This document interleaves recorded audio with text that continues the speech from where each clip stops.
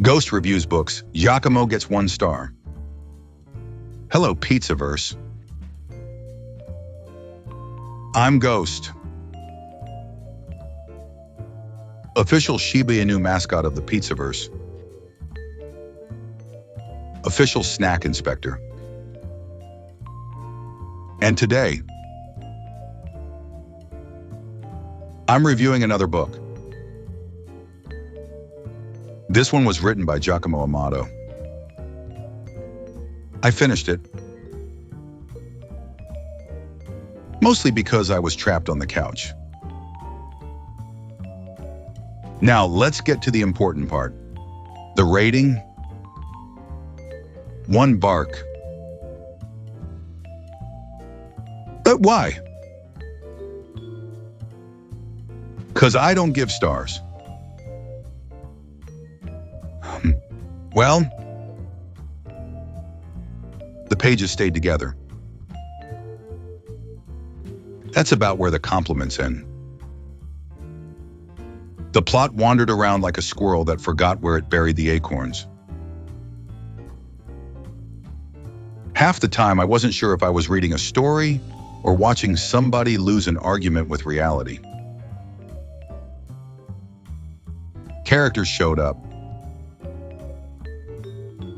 disappeared, came back, and somehow everyone was acting like that made perfect sense. It didn't. The dialogue. Let's just say I've heard more convincing conversations at the dog park. Even the Chihuahuas make stronger points. Then there's the pacing. Some chapters sprint. Others move slower than me after Thanksgiving dinner. Pick a lane, Paisan. And don't get me started on editing. Spellcheck packed its bags halfway through and never came back. Now, can people enjoy it? Sure. People also enjoy pineapple on pizza. I don't understand either one. So, final verdict. 1 bark. Would I recommend it? Only if your coffee isn't strong enough and you need something to help you fall asleep. I'm Ghost. Good dog. Honest critic. Now, if you'll excuse me, I'm going to reread the ingredients on a bag of dog treats. It's got better character development. Disclaimer. Welcome to another trip down history's least relaxing rabbit hole. Today we're talking about the Pied Piper. No, this is not parenting advice. No, we're not suggesting you follow random strangers playing musical instruments. And no, if someone shows up in your neighborhood wearing bright, multicolored clothes and carrying a flute, maybe don't let your kids line up behind him. That's just solid life advice. As always, this documentary separates documented history from folklore, legend, and scholarly theories. We'll examine medieval records, historical research, archaeology, and centuries of storytelling. Some ideas presented are well supported by historical evidence. Others remain educated speculation. Our goal isn't to tell you what to believe. Our goal is to examine the evidence and let history speak for itself. Now, let's find out why one of the world's most famous fairy tales may have begun with a real tragedy. The Pied Piper of Hamelin. The day 130, children vanished. The disturbing history behind the world's darkest fairy tale. A Pizzaverse Studios documentary. A Palermo Productions original. Written by Bambi Palermo. Narrated by Vincent Di Prio. Fairy tales have enchanted children for generations, weaving stories of princesses, magic, brave heroes, and happily ever afters. They transport young minds into fantastical worlds where good triumphs over evil and dreams come true. But hidden among these beloved stories is one that feels entirely different. A tale with no happy ending. No rescued prince. No magical kiss. Only silence. It is the legend of the Pied Piper. According to the story, 130 children followed a mysterious musician out of the town of Hamelin and were never seen again. For centuries, people dismissed it as nothing more than another medieval fairy tale. Until historians began looking through the records. What they found was unsettling. Ancient manuscripts, church records,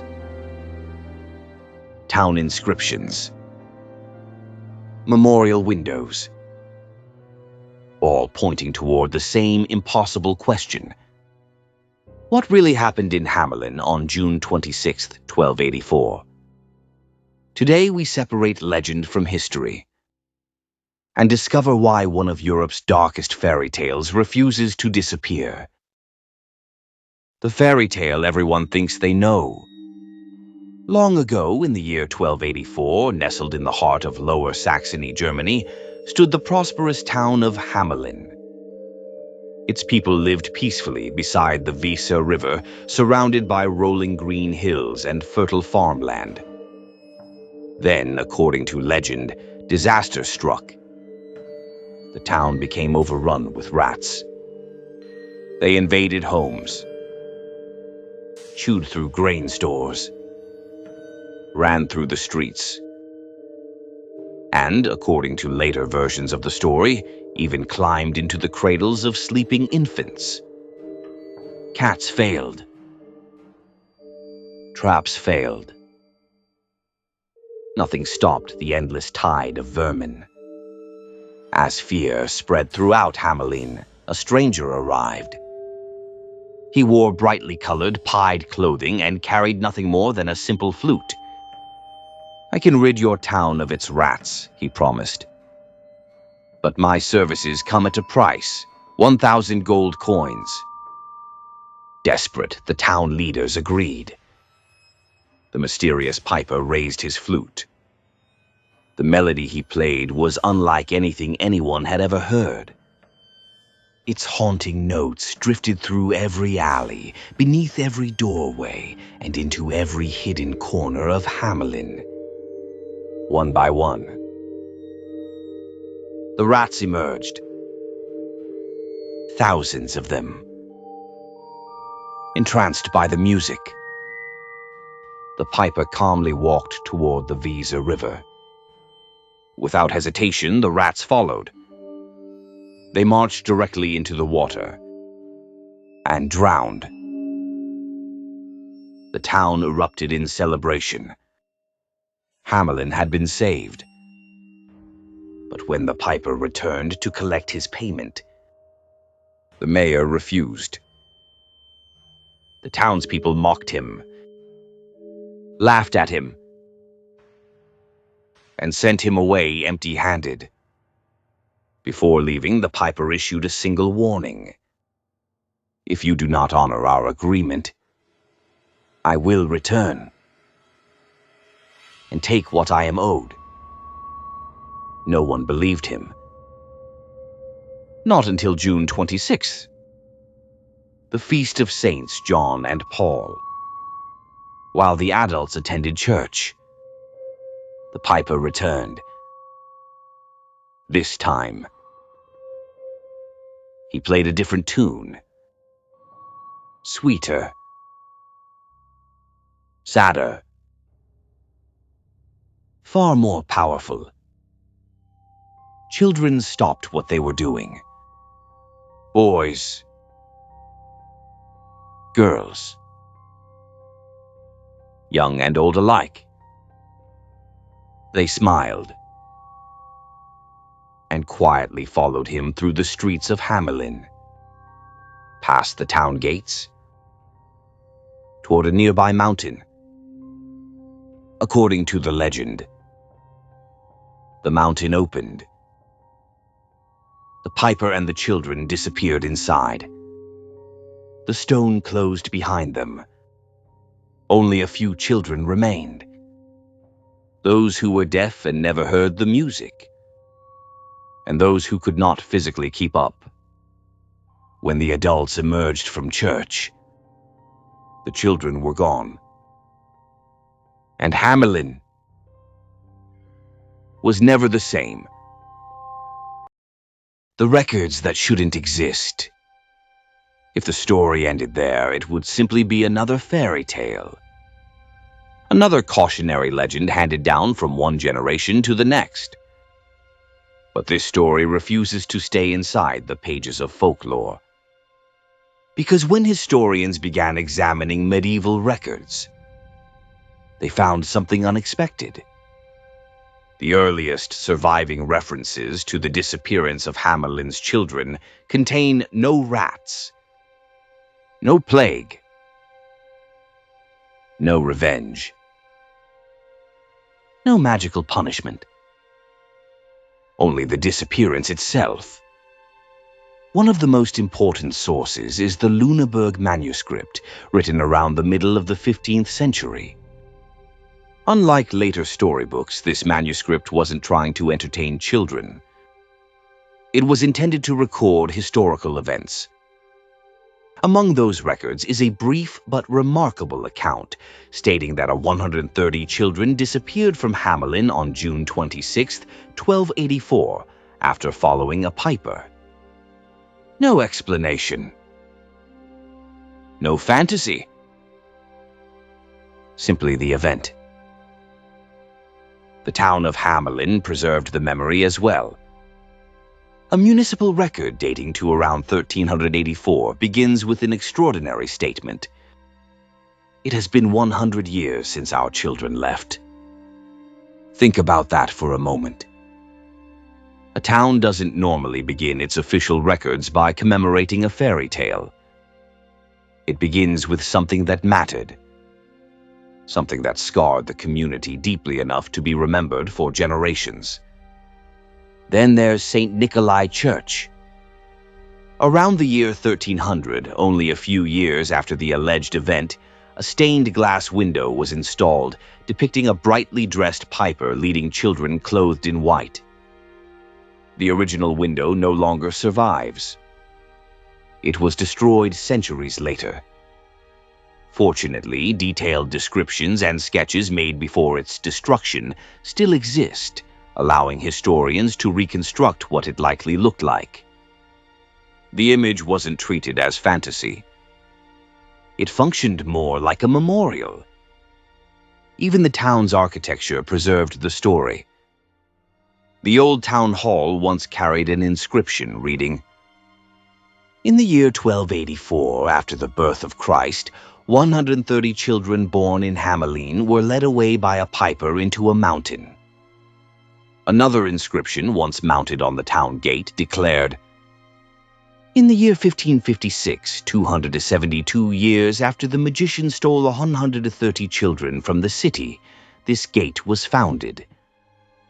Perhaps the strangest reminder remains a street known today as Bungelosenstrasse, often translated as the street without drums. According to local tradition, this was the last route taken by the children. For centuries, musicians were forbidden from playing there. No drums. No dancing. No singing. Even today, the street is treated with unusual respect, preserving the memory of an event that may have occurred more than 700 years ago. Taken individually, none of these records prove that the legend happened exactly as later generations described it. But together, they reveal something historians cannot easily dismiss. Long before the Brothers Grimm, long before the rats, long before the fairy tale became famous, the people of Hamelin believed that 130 children had disappeared, and they never forgot it. The rats that weren't there. Here's where the story takes an unexpected turn. Remember those rats? The swarms. The plague. The magical flute leading thousands of rodents into the Visa River. They may never have been part of the original story. In fact, the earliest historical records don't mention rats at all. Not one. The oldest accounts speak only of a piper and 130 children who vanished. The famous rat episode doesn't begin appearing until roughly the 16th century, nearly 300 years after the alleged disappearance. Later writers expanded the tale even further, and by the time the Brothers Grimm published their version in the 19th century, the rats had become inseparable from the legend. Today, most people can't imagine the Pied Piper without them. But history paints a very different picture. That raises an obvious question. If there were no rats, why was there a piper? One possibility is that later storytellers combined two completely separate traditions. Across medieval Europe, wandering musicians, rat catchers, tricksters, and mysterious strangers appeared in countless folk tales. Over time, those stories may have merged with Hamelin's older legend until they became one. The result was a cleaner narrative. The town breaks a promise. The piper takes revenge. Justice is served. It's dramatic. It's memorable. And it teaches a moral lesson. But real history is rarely that tidy. Instead of asking whether a magical flute controlled rats, historians ask a different question. Why would an entire medieval town preserve the memory of children disappearing, yet never explain what actually happened? That silence may be the biggest clue of all. It suggests that whatever occurred in Hamelin was so traumatic, so difficult to understand, or perhaps so painful to remember, that later generations filled the empty spaces with legend. Sometimes folklore doesn't invent history. Sometimes it protects people from it. The farther a tragedy moves into the past, the easier it becomes to tell it as a story instead of confronting the reality behind it. And if that's what happened in Hamelin, then the Pied Piper wasn't born from fantasy. He was born from memory. The question is, what memory? The man who may never have existed. If the rats were added centuries later, what about the piper himself? Was there really a mysterious stranger wandering into Hamelin with a flute? Or was the piper never a person at all? Many historians believe the piper is symbolic. A character created to represent something the people of Hamelin could not easily explain. That idea begins with the word pied. Today we think of it simply as colorful clothing. But during the Middle Ages, brightly contrasting garments carried a different meaning. People on the fringes of society often wore them. Jesters, traveling entertainers, executioners, individuals who lived outside ordinary medieval life. Executioners, in particular, were both necessary and feared. They performed an essential duty, yet many communities treated them as social outcasts. Their distinctive clothing made them immediately recognizable in a crowd. Some historians have suggested that describing the piper as pied was never meant to identify his fashion. It was meant to identify his role, not necessarily as an executioner, but as someone associated with death. Another clue comes from one of the oldest surviving Latin verses connected to the Hamelin tragedy. The passage refers to Calvary, a word most people recognize as the hill where Jesus was crucified. In medieval writing, however, the term could also refer more generally to a place of execution or great suffering. The verse appears to describe the children being taken away. Not without doom. It ends with a prayer asking Christ to protect others from suffering the same fate. That doesn't sound like someone describing a fairy tale. It sounds like someone mourning a catastrophe. Some researchers believe the piper became the face of that catastrophe. Instead of remembering whatever terrible event actually occurred, the town remembered a single figure leading the children away. Human beings have always done this. We give disasters faces. We give tragedy names. We turn complicated events into stories with recognizable characters because stories are easier to remember than chaos. If that's true, the Pied Piper wasn't the cause of the tragedy. He became its symbol. A symbol that has survived for more than 700 years. But if there was no magical musician, then what actually happened to the children? That question has produced one theory after another. Some practical, some heartbreaking, and a few that sound even stranger than the fairy tale itself. Theories of a disappearance.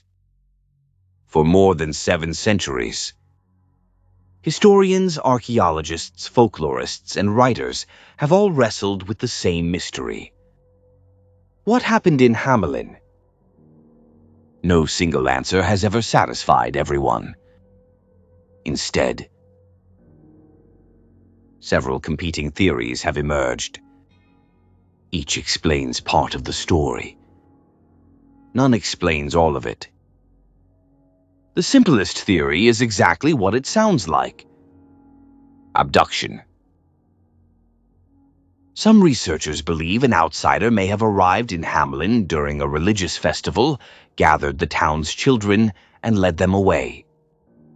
June 26th was the Feast of Saints John and Paul, a day filled with church services, celebrations, music, and public gatherings.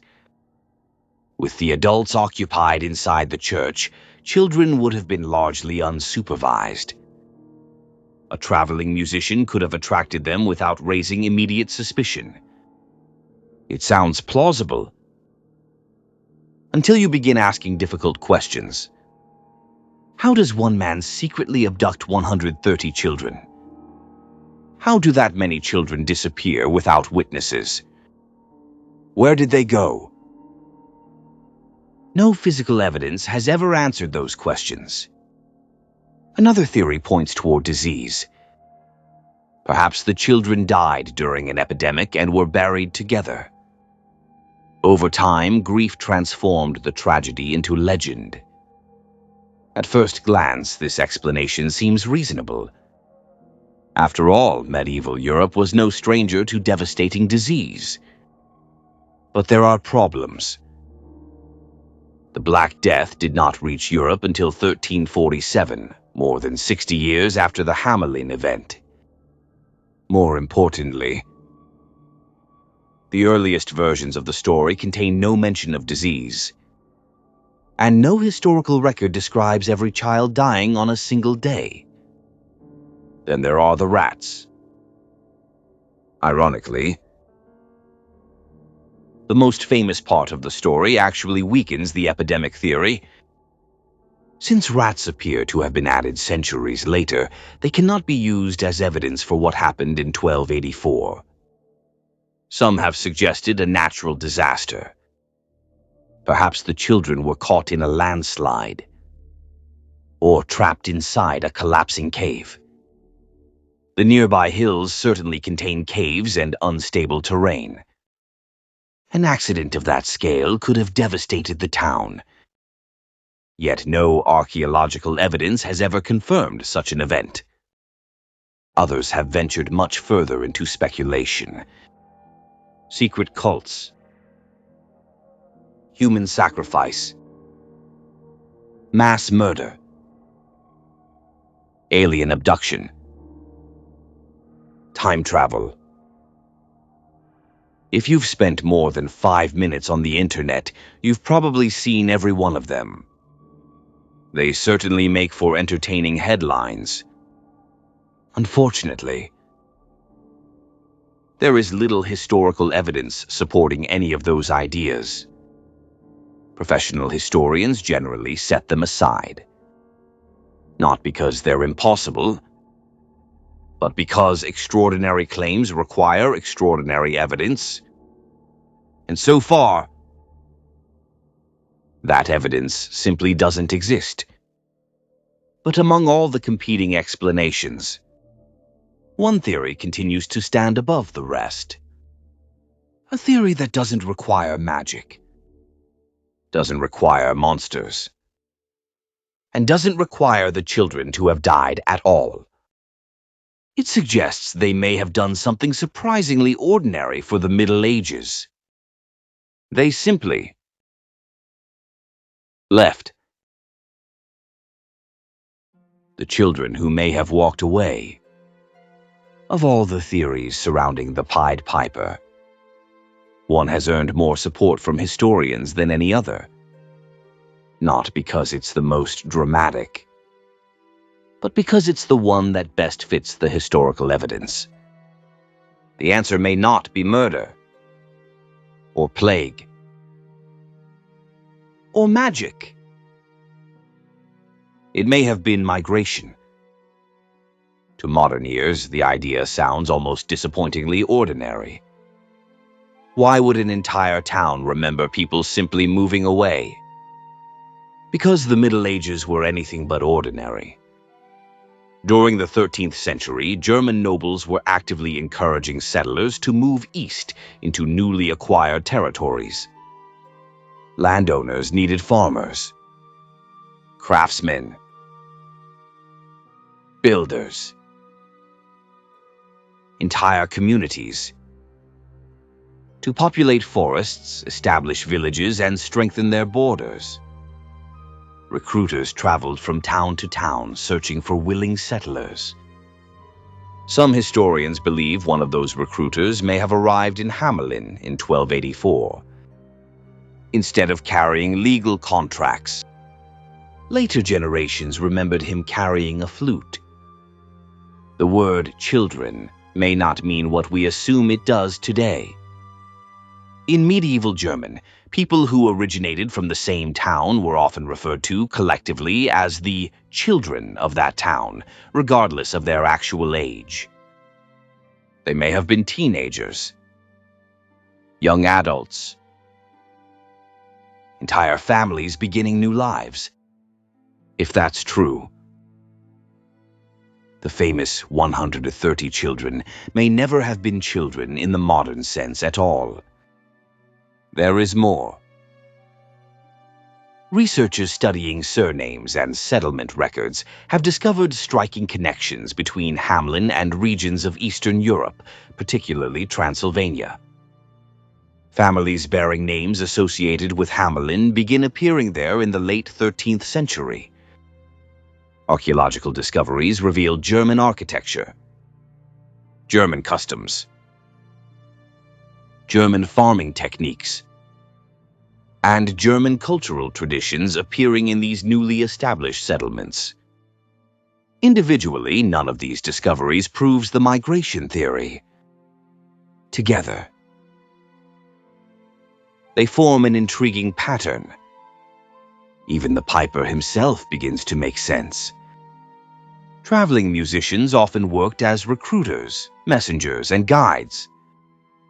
They entertained crowds, delivered news, led groups safely along unfamiliar roads.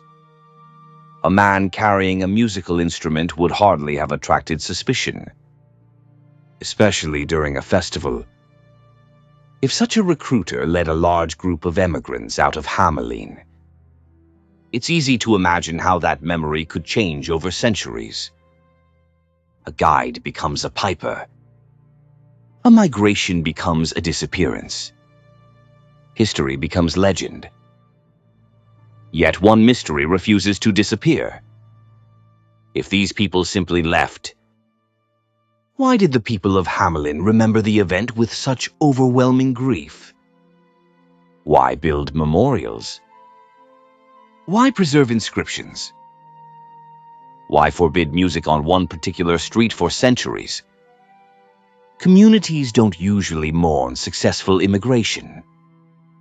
They mourn loss. Whatever happened on June 26, 1284, the people who remained believed they had lost something they would never get back. And perhaps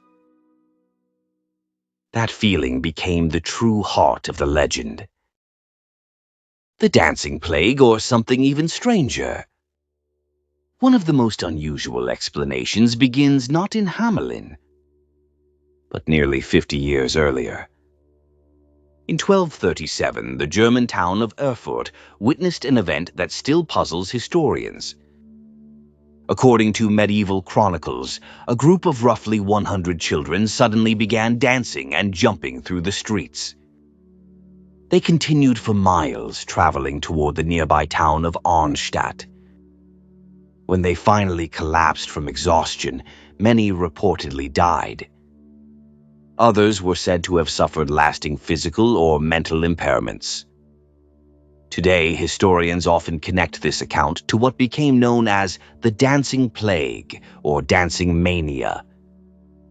Between the Middle Ages and the Renaissance, outbreaks were reported across Europe in which groups of people danced uncontrollably for hours, days, sometimes even weeks. Some collapsed from exhaustion. Others reportedly died. The cause remains one of history's enduring mysteries. One theory suggests ergot poisoning, a toxic fungus that grows on rye.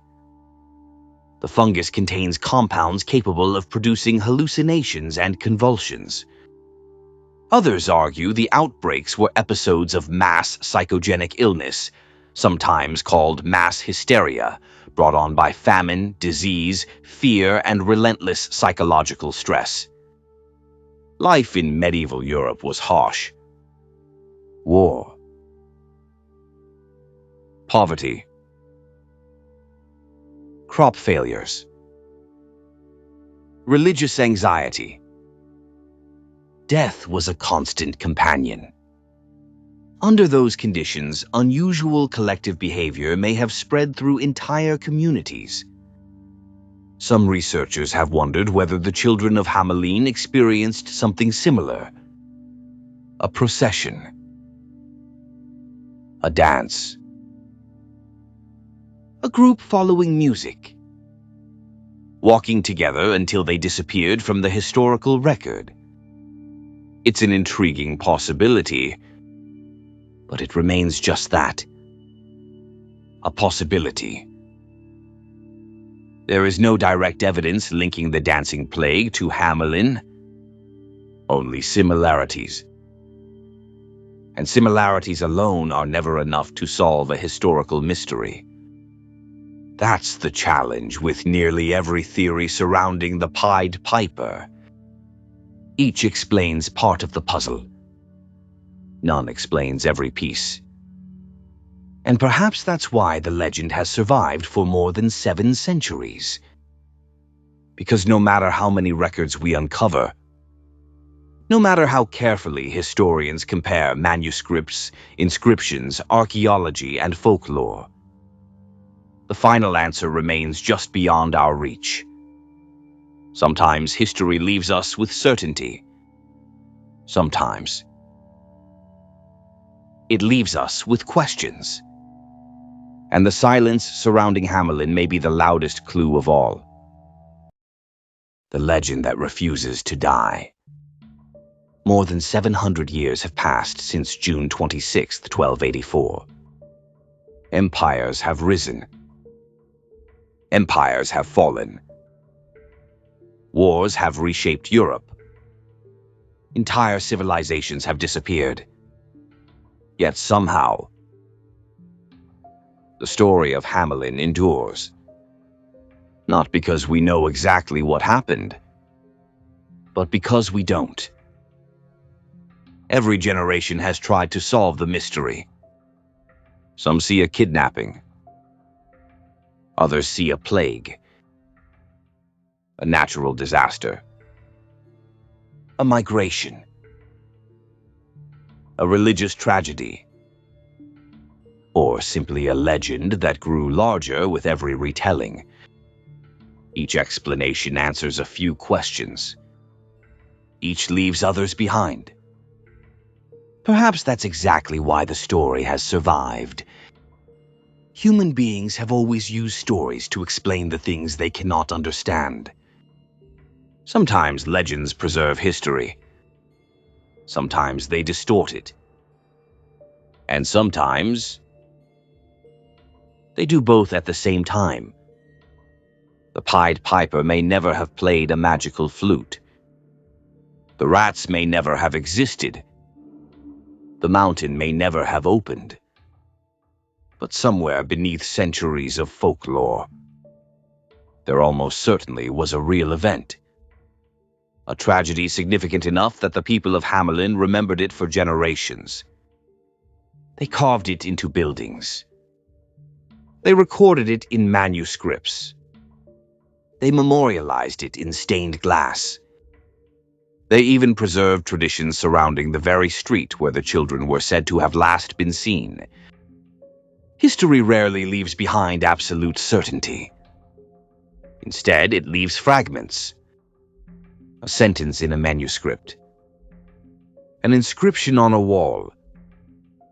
A faded memory passed from one generation to the next. Our job isn't to force those fragments into a neat conclusion. It's to examine them honestly, to recognize where the evidence ends, and where the legend begins. Perhaps we'll never know exactly what happened in Hamelin. Perhaps that's the point. Because sometimes the greatest mysteries aren't the ones we've failed to solve. They're the ones history refuses to let us forget. The Pied Piper isn't remembered because of a magical flute. He's remembered because, somewhere in the shadows of medieval Germany, 130 people disappeared from history. And more than 7 centuries later, we're still asking why. So, what do you think happened in Hamelin? Did a mysterious stranger really lead 130 children away? Was the Pied Piper based on a real person? Did the town witness a terrible accident? A migration? Or something history has simply forgotten? The truth is, we may never know.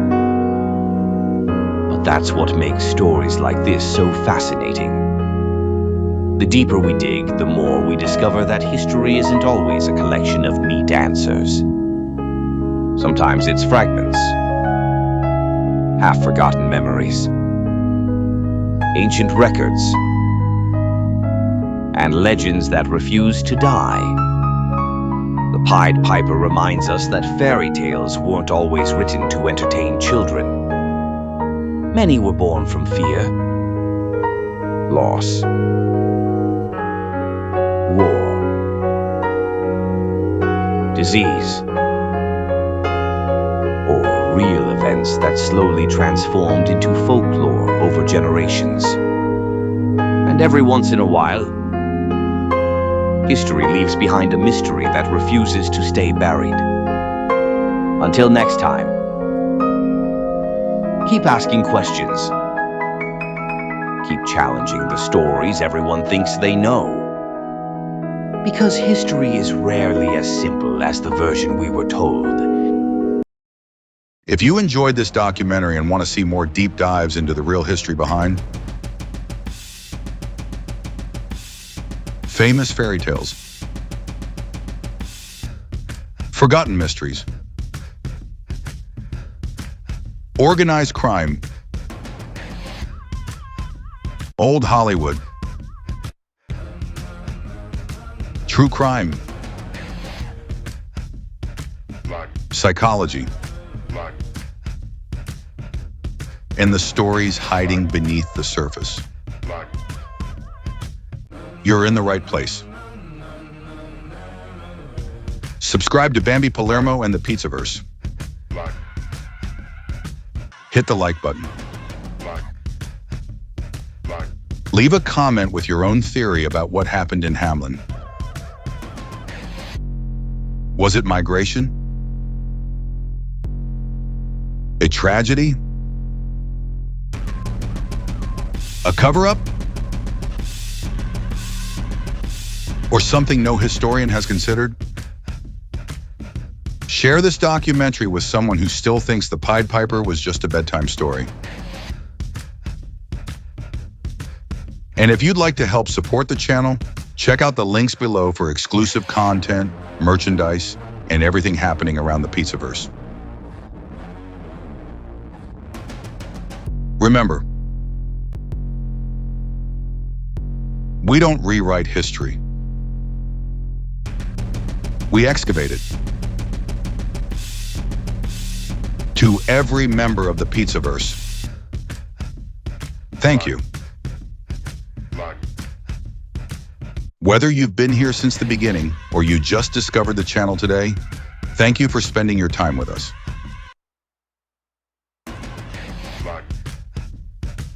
Your support allows these documentaries to grow bigger, dive deeper, and uncover stories that deserve to be remembered. Every view, every comment, every like, and every subscription helps keep independent storytelling alive. As always, take care of yourselves, take care of each other,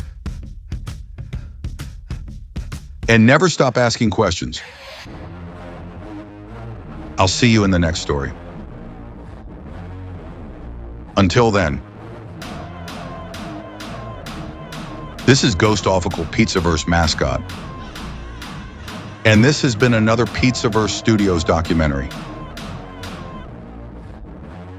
Thanks for watching.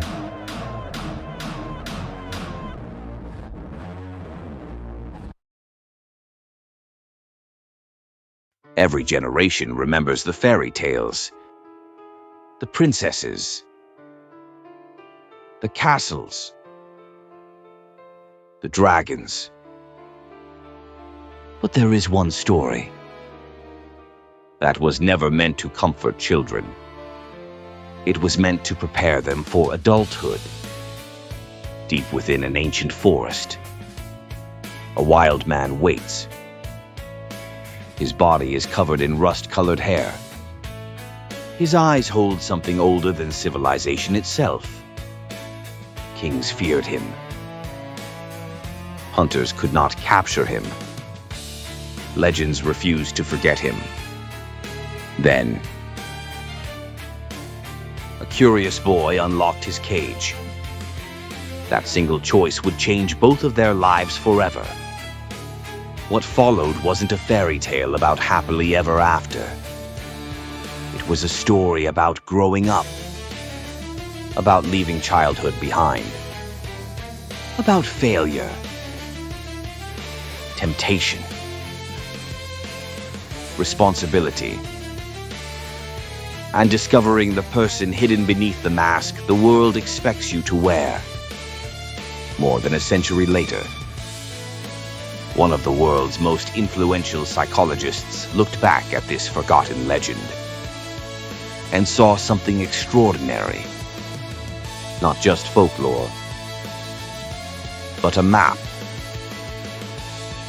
A journey every human must take.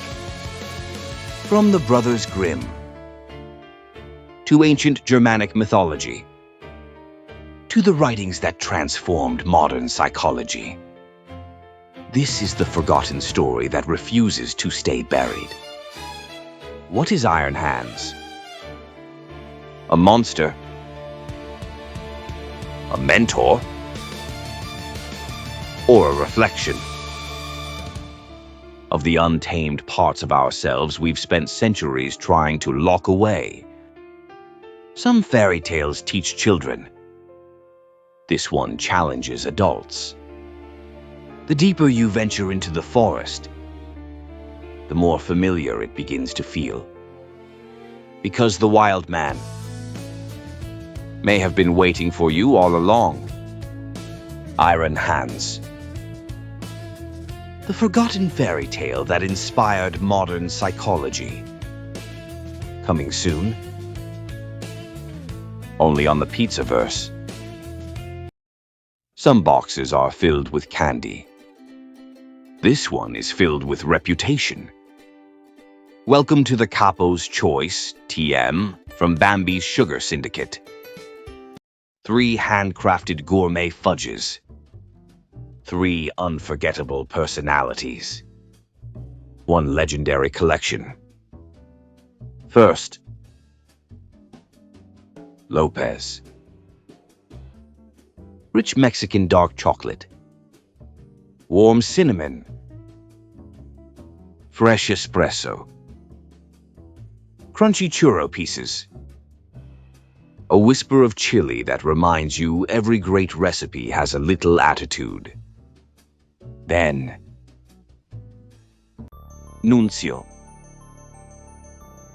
Creamy cannoli-inspired fudge packed with roasted pistachios, crisp cannoli shells, and chocolate chips. The kind of dessert that makes you wonder why every Italian bakery doesn't stay open 24 hours a day. And finally, Tommy Stiggs. Bold espresso. Dark chocolate. Silky mascarpone. Roasted pistachios. Cannoli shell in every bite. Smooth enough for dessert. Strong enough to keep the conversation going long after the coffee's gone. Every piece is handcrafted. Every batch is made with premium ingredients. No shortcuts. No nonsense. Just old school flavor done right. Whether you're sharing it with family, bringing it to poker night, or hiding the box in the back of the fridge because everyone else already had their chance, we won't judge. Well, maybe a little. Because around here, good fudge disappears faster than free cannolis at an Italian wedding. The Capo's Choice. 3 legends. 3 recipes. 1 box you'll wish you ordered 2 of. Bambi's Sugar Syndicate. 1 bite. Your family.